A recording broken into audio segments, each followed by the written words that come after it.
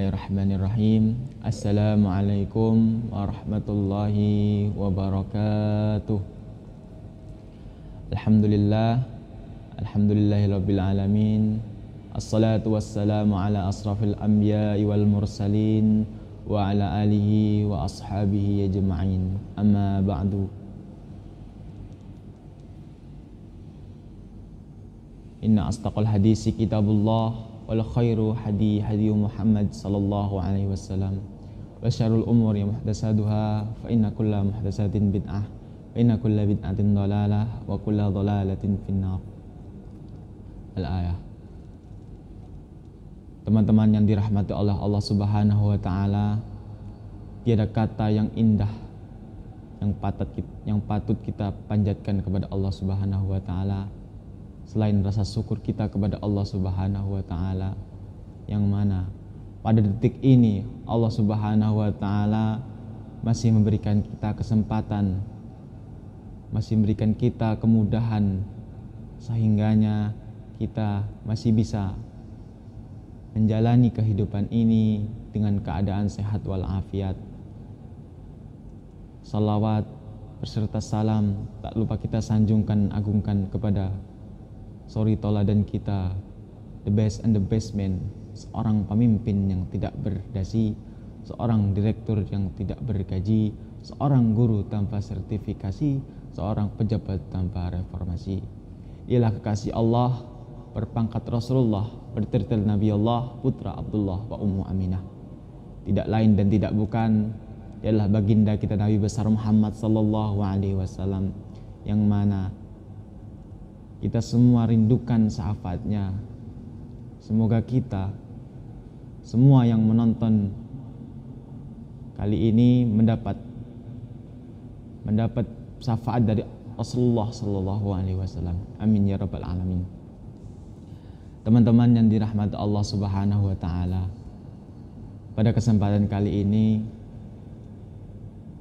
izinkan saya membawakan sebuah kultum atau sebuah sirah atau sebuah kisah dari seorang yang sangat mulia, yaitu Imam Asy-Syafi'i rahimahullah.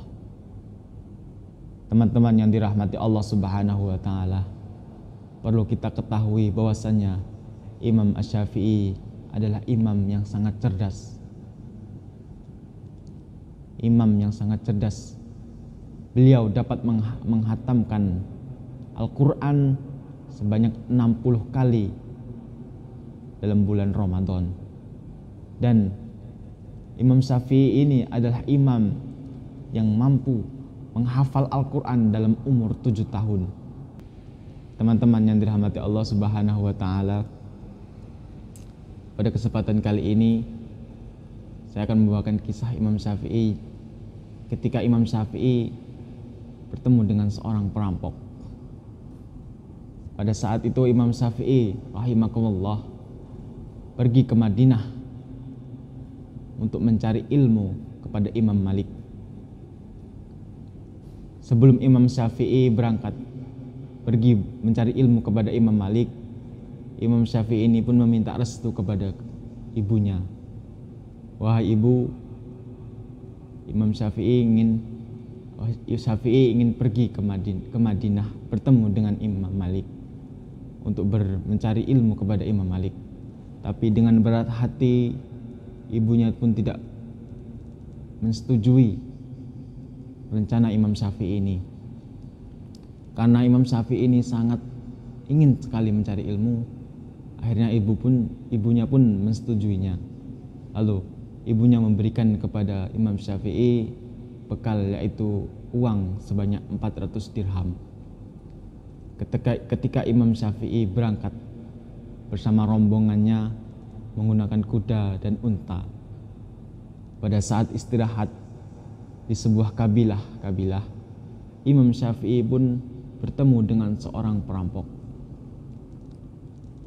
yang mana perampok ini mengambil semua harta yang ada dalam kabilah-kabilah tersebut. Pada saat itu Imam Syafi'i pun didatangi oleh salah satu perampok dan bertanya kepada Imam Syafi'i, "Wahai anak kecil, apakah kamu punya uang?" Imam Syafi'i pun berkata kepada seorang perampok tersebut, "Iya, saya mempunyai uang." Namun perampok tersebut tidak percaya bahwa anak tersebut membawa uang. Lalu perampok ini pun memberitahukan kepada seorang pemimpinnya bahwasanya ada seorang anak kecil yang membawa uang. Lalu perampok ini pun mendatangi Imam Syafi'i, lalu bertanya kepada Imam Syafi'i, "Berapa banyak kamu membawa uang?" Imam Syafi'i pun dengan lantang dan jujur mengatakan bahwasanya, "Aku membawa uang sebanyak 400 dirham." Lalu pemimpin perampok ini pun terkejut, tidak percaya bahwasanya anak sekecil Imam Syafi'i membawa uang sebanyak itu. Lalu Imam Syafi'i akan memberikan kepada seorang perampok itu.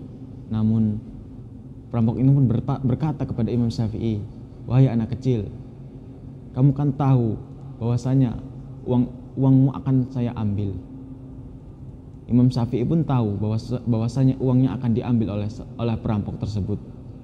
Tapi Imam Syafi'i tidak mau berkata bohong ketika ia ditanya. Maka ketika ia ditanya, "Apakah kamu membawa uang?" Imam Syafi'i berkata jujur, yaitu bahwasanya saya membawa uang. Karena sebelum berangkat ke Madinah, Imam Syafi'i selalu mengingat pesan dari ibunya, yaitu janganlah kamu berkata dusta atau berbohong walaupun hanya satu kali. Dari pesan ibunya ini, Imam Syafi'i selalu mengingatnya dan tidak akan pernah lupa. Dan pada masa hidupnya Imam Syafi'i ini tidak pernah berbohong sama sekali. Lalu pemimpin perampok ini pun terkejut. Dan pada saat itu juga perampok ini pun sadar bahwasannya sudah banyak sekali perampok ini mengingkari janji Allah Subhanahu wa taala. Maka dari tauladannya tadi Imam Syafi'i, perampok ini pun akhirnya sadar bahwasanya perbuatannya ini pun tidak baik, yang banyak merugikan orang banyak. Dan sehingganya perampok dan para pemimpinnya bertobat dan tidak mengulangi kesalahan atau dosa yang ia lakukan pada kesempatan itu. Di sini dapat kita simpulkan bahwasanya suri tauladan yang baik adalah memberikan contoh bahwasanya sikap jujur harus kita tegakkan, yang mana semoga sikap jujur ini bisa menyadarkan orang lain dan memberikan hidayah kepada orang yang menerima kejujuran tersebut. Mungkin hanya ini yang dapat saya sampaikan, dan kurang dan lebihnya saya mohon maaf. Saya akhiri. Astaghfirullah khairat. Assalamualaikum warahmatullahi wabarakatuh.